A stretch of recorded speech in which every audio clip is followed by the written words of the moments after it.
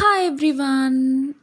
ఈరోజు ఇంకొక రోటి పచ్చడితో మళ్ళీ మీ ముందుకు వచ్చాను. రోజు రోటి పచ్చడి ఎందుకు చేస్తున్నాము, ఎందుకు పెడుతున్నామంటే ఇది రెయినీ సీజన్ కదా. సో మా అమ్మమ్మ చేసినవన్నీ మళ్ళీ రీకాల్ చేసుకుంటున్నట్టు ఉంటుంది. ఫస్ట్ ఆయిల్ తీసుకొని ఒక స్పూన్ పచ్చిశనగపప్పు, ఒక స్పూన్ వేరుశనగుళ్ళు, మెంతులు, ఆవాలు చిటికెడు, ధనియాలు వేసుకొని ఫ్రై చేసుకోండి. పచ్చిమిర్చి, ఎండుమిర్చి వేసుకొని వీటన్నిటిని లైట్గా సాల్ట్లో ఫ్రై చేసి మిక్సీ చేసి పక్కన పెట్టుకోండి.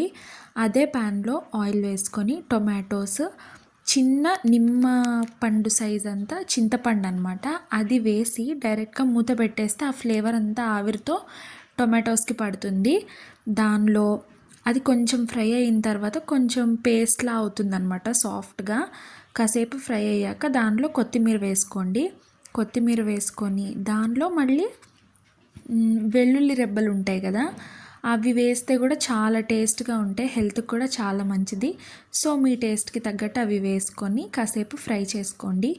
బాగా ఫ్రై చేసుకున్న తర్వాత అది మరీ సాఫ్ట్గా అయిన తర్వాత ఇందాక మనం చేసి పెట్టుకున్న పేస్ట్లో ఇది కూడా వేసుకొని ఈ రెండు కలిపి మిక్సీ పట్టుకొని పక్కన పెట్టుకోండి. పోపు కోసం ఆయిల్లో ఎండుమిర్చి, కరివేపాకు, కొన్ని పచ్చి ఉల్లిపాయలు, పోపు సామాన్లు వేసుకుంటే ఇంకా టేస్ట్గా ఉంటుంది. తినేటప్పుడు కరకరలాడుతూ మనం చేసుకున్న పేస్ట్ని దీంట్లో ట్రాన్స్ఫర్ చేసి ఒక 5 to 10 minutes కుక్ చేసుకుంటే అంతే, వేడి వేడి కొత్తిమీర టొమాటో రోటి పచ్చడి రెడీ.